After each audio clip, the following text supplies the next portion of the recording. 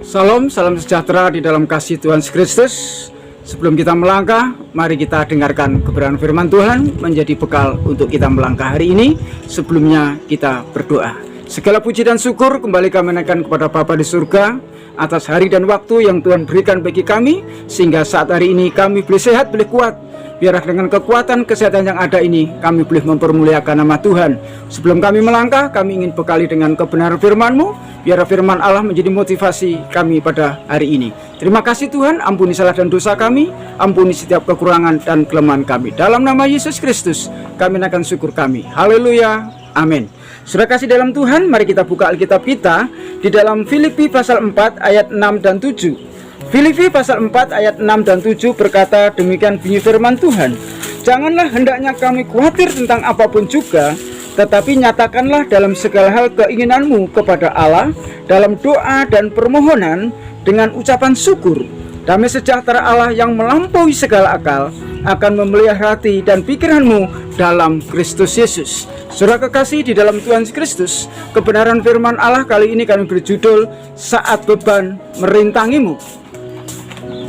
Saudara kasih di dalam Tuhan Yesus Kristus, setiap kita pasti mempunyai beban hidup. Tidak ada seorang pun bisa lepas dari namanya persoalan dan pergumulan, baik dalam bentuk apapun maupun jenis persoalannya. Beban yang kita pikul, beban yang ada di pundak bisa membungkukkan badan kita. Mengapa? Karena beban yang kita alami bisa menimbulkan yang namanya khawatir atau kekhawatiran. Kalau kekhawatiran bekerja keras di dalam hidup kita, maka akan hilangnya kepercayaan kita kepada Tuhan. Kenapa? Karena khawatir dan percaya itu tidak nyambung, bertolak belakang, tidak sinkron dengan kebenaran firman Allah yang kita baca saat ini. Firman Allah berkata, nyatakanlah segala keinginanmu dalam doa dan permohonan.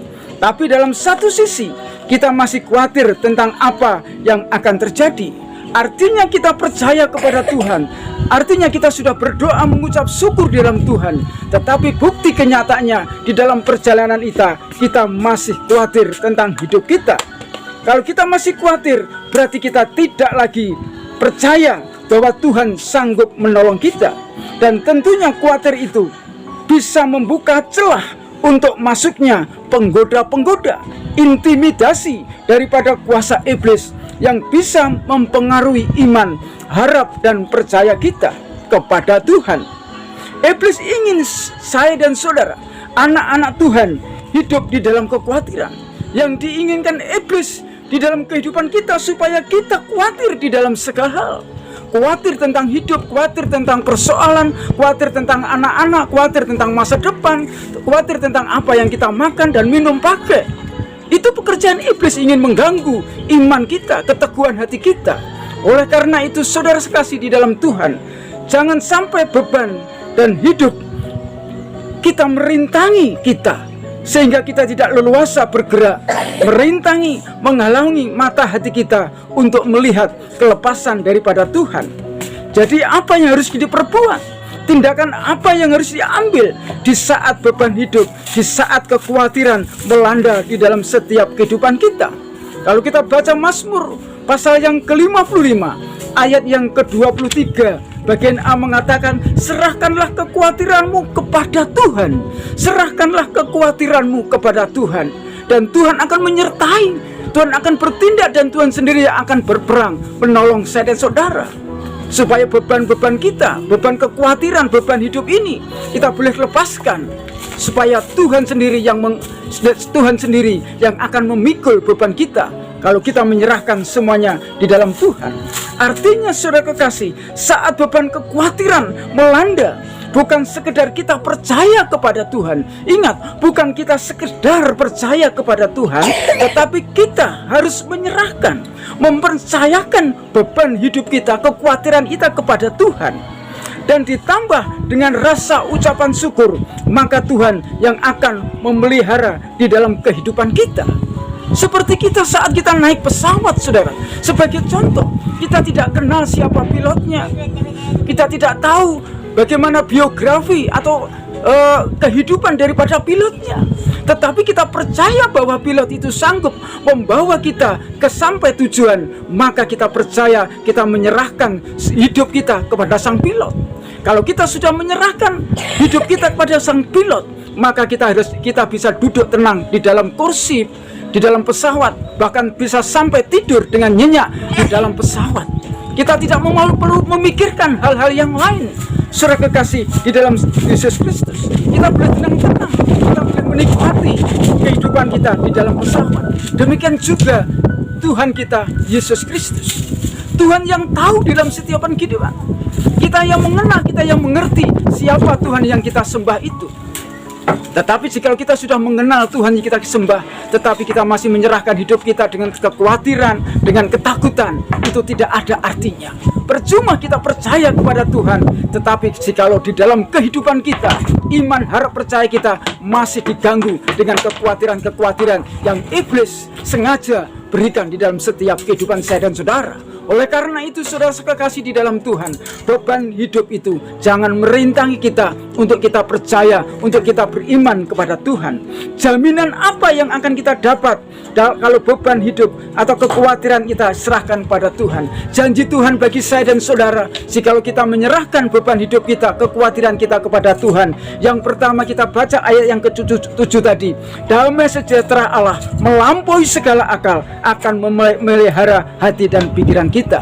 Kalau damai sejahtera Allah di dalam setiap ketakutan kita, di dalam kecemasan, kekhawatiran kita, maka Tuhan akan memelihara hati kita. Tuhan akan memelihara pikiran kita, supaya pikiran dan hati kita boleh hanya bisa tertuju kepada Tuhan. Sebab Allah yang kita sembah adalah Allah yang tahu, Allah yang bisa memahami akan keadaan kita. Yang kedua, janji firman Tuhan tentang kekhawatiran, tentang beban hidup kepada anak-anaknya apa?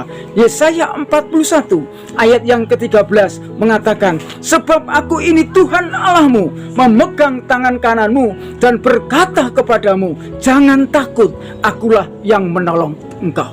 Inilah saudara, janji Tuhan, jangan takut, aku yang akan menyertai, aku yang akan menolong engkau. Oleh karena itu saudara kekasih dalam Tuhan, jangan khawatir, jangan takut di dalam menghadapi beban hidup yang kita alami saat hari ini. Semua orang pernah mengalami, semua orang pasti mengalami kekhawatiran dan kegagalan. Tetapi saudara kalian, kita anak-anak Tuhan dipercaya, diberikan kuasa untuk percaya kepada Tuhan. Janji Tuhan, aku yang akan menolong engkau. Janji yang ketiga di dalam kekhawatiran kita, di dalam beban hidup kita, yaitu Mazmur 116 ayat yang ke-7 mengatakan, kembalilah tenang hai jiwaku, sebab Tuhan telah berbuat baik kepadamu. Ini saudara sekalian, kembalilah tenang hai jiwaku, jangan gerusa-gerusu, jangan takut, jangan khawatir di dalam dalam kehidupan ini. Jangan takut, jangan khawatir.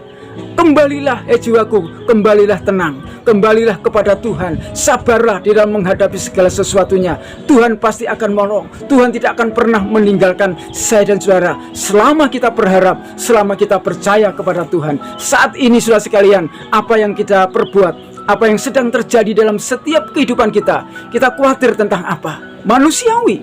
Tetapi kita jangan hidup di dalam kekhawatiran. Dan Tuhan akan senantiasa mencintai, Tuhan akan menolong setiap orang-orang atau anak-anaknya yang selalu berharap dan percaya kepada Tuhan. Tuhan Yesus memberkati. Mari kita berdoa. Terima kasih Tuhan atas kebenaran firman-Mu yang Tuhan izinkan untuk kami terima saat pagi hari ini, supaya kami melangkah tidak dengan ketakutan, dengan kecemasan, dengan beban hidup ini, tetapi kami percaya beban kekhawatiran hidup ini kami serahkan dalam tangan-Mu, supaya kami melangkah hari ini dengan leluasa, dengan bebas, sebab Engkau berkata, Engkaulah yang menolong akan kami. Terima kasih Tuhan, terima kasih. Tanamkan firman-Mu dalam setiap hati kami, dan berikan kami kekuatan, kemampuan untuk kami tidak takut, untuk kami tidak khawatir mengalami kehidupan ini. Terima kasih Tuhan, ampuni salah dan dosa kami, ampuni setiap kekurangan dan kelemahan kami. Dalam nama Yesus kami naikkan syukur kami. Haleluya, amin. Selamat beraktivitas, Tuhan Yesus memberkati.